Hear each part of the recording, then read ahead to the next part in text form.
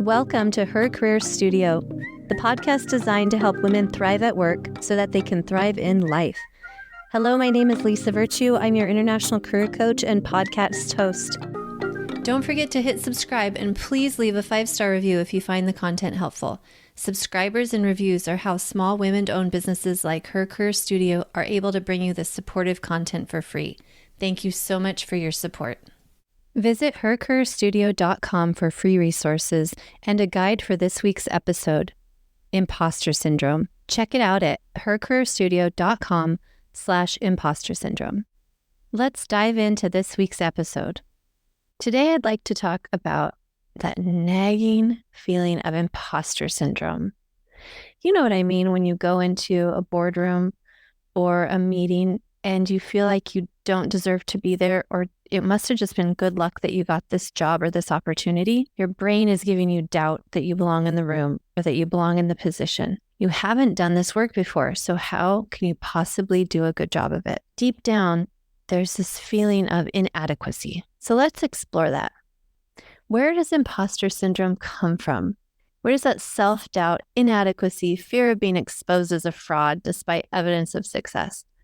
Where is that stemming from? The first step to overcoming imposter syndrome and not letting it get you down and moving forward is recognizing when it happens, right? Key to everything in life is to recognize the signs and the symptoms and acknowledge them when they happen.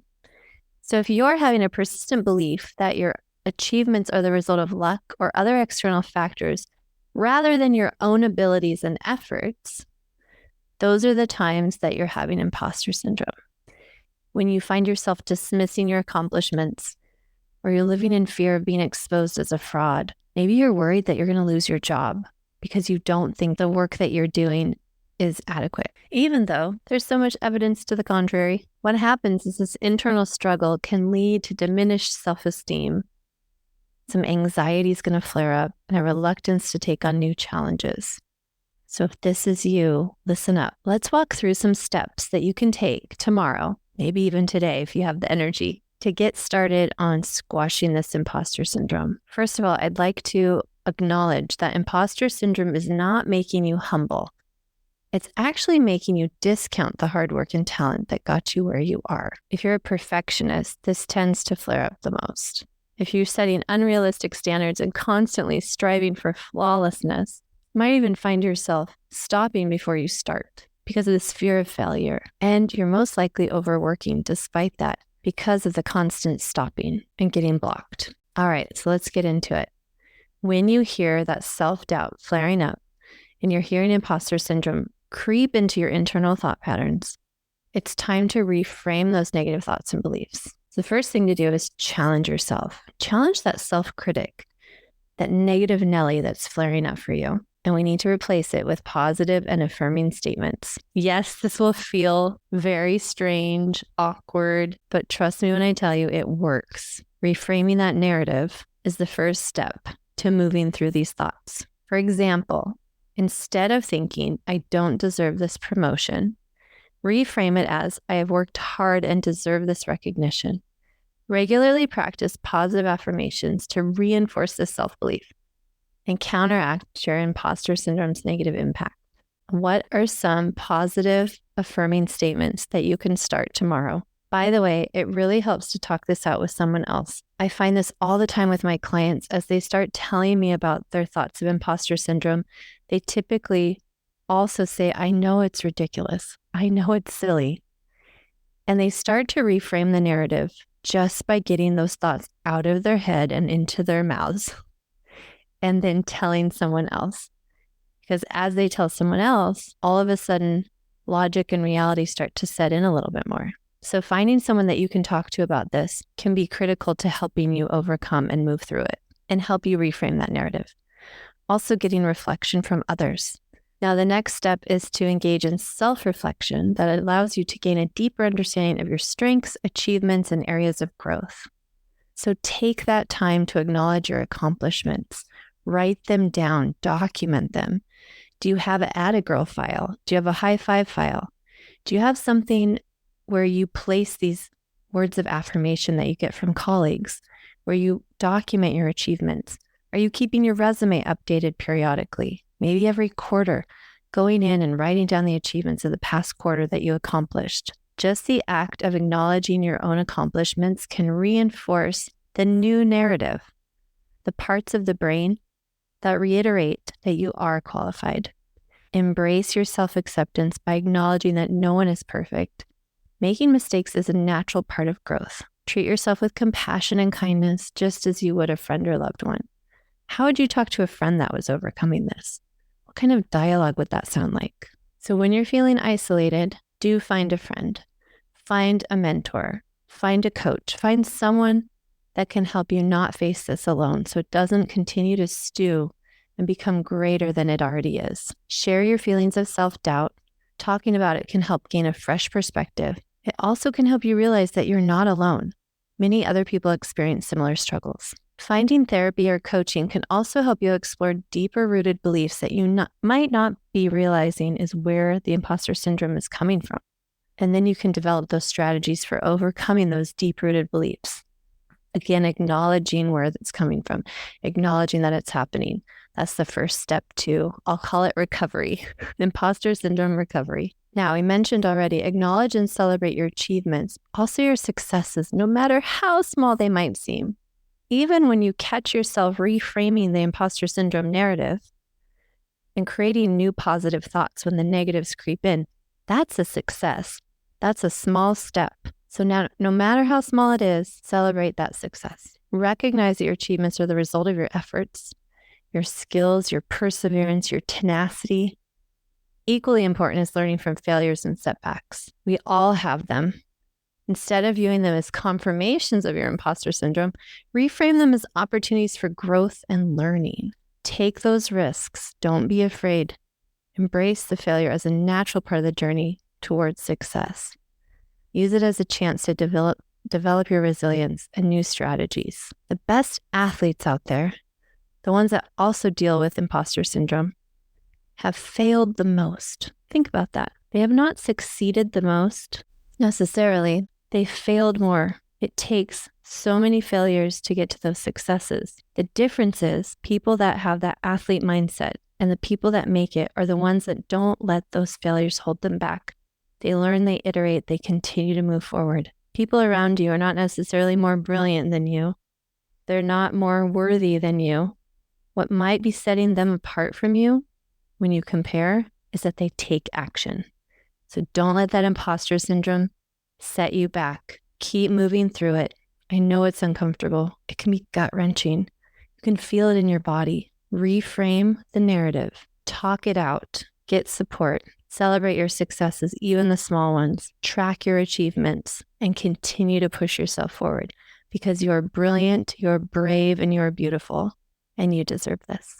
Next step is to set realistic goals and break them down. Like every life coach will tell you, it's all about moving forward into the future and having those goals. So as you're reframing your narrative, you're creating a mindset that's going to continue to push you forward.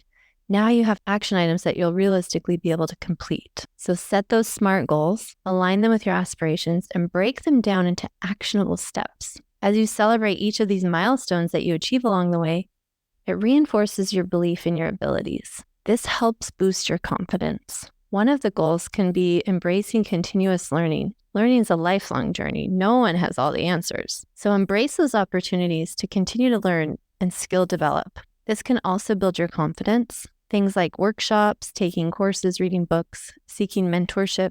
Just make sure that it aligns to your goals. What I don't want you to do is go out there, take a bunch of courses, and then feel like more of an imposter because you haven't actually taken action to achieve those goals. So find relevant, actionable courses that you will complete and feel good about.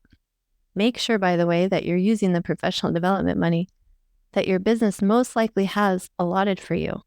Don't let that expire. Now, we talked about finding people that can help talk through this. In addition to that intimate conversation about your doubts and your negative self-talk, surrounding yourself with a support network of like-minded women will also help you overcome imposter syndrome. When we have those relationships with individuals who lift us up and encourage us, that really helps boost our confidence, doesn't it? They can also provide guidance, offer constructive feedback, celebrate your achievements with you. So a supportive community helps combat self-doubt and reinforces your belief in your capabilities. And this should go without saying, but the last tip today is practice self-care. Self-care is vital for maintaining mental and emotional well-being. Make sure you choose activities that nurture and rejuvenate you. Every woman is different with what this looks like for you, but it can include things like exercise, mindfulness practices, meditation, hobbies, spending time with loved ones, engaging in activities that bring you joy, volunteering, hiking, camping, being with your animals, family members. Maybe it's game night. Do those things that rejuvenate you and unplug. This helps build resilience and strengths, and it helps your ability to overcome imposter syndrome when we're not dwelling in those thoughts. So what do I know about imposter syndrome? Let me tell you a story about myself and imposter syndrome.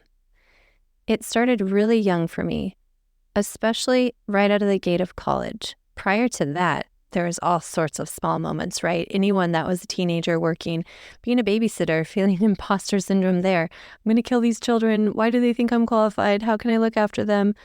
Et cetera, et cetera. As an athlete, getting awards, getting scholarships. So those were things that happened prior to going into my real career journey, which started right around college. And when imposter syndrome comes in, there's always a reason, right? There's something that happens that feeds into those negative thoughts. When I had my first role out of college, I tried to negotiate my salary, and I felt like I'm worth it. I can make more money than this. This is a really low salary. Tried to negotiate. I was working for a company that was true old boys club, and the HR manager was a woman only a couple years my senior. She came back and had to deny me any kind of increase, said this is our final and best offer. So I accepted the job. A few months into that role, she and I became friends, and we went to lunch one day, and she said, Lisa, I just have to tell you about when you negotiated and I tried to get you higher salary.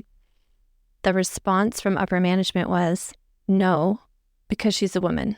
He literally told her that. Now, let me tell you, that created doubts.